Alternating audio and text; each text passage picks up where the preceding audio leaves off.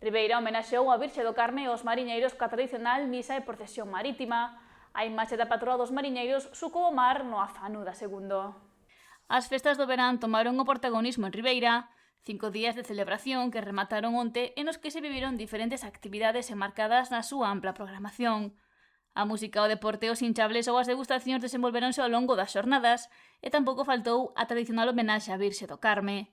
A lonxa local abriu as súas portas o sábado para acoller a misa na honra da patroa dos mariñeiros, na que participou a conselleira do Mar, Marta Villaverde, a Corporación Municipal, o patrón maior de Ribeira, José Antonio Pérez, e numerosas persoas vencelladas ao sector mariñeiro do municipio. Que forman parte deste pobo, ten persoas que viven do mar e que miran con preocupación o futuro. Foi unha misa solemne e cantada pola coral do Círculo Mercantil, na que un dos momentos máis emotivos foi entoar a Salve Mariñeira.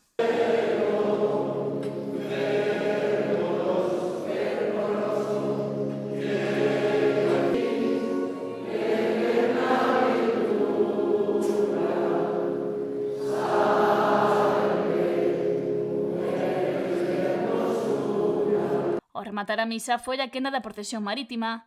A Virxe do Carme saiu arroupada polos remeiros do Club de Remo Náutico de Ribeira cara ao afano da segundo, embarcación na que a imaxe da patroa dos mariñeiros sucou as augas.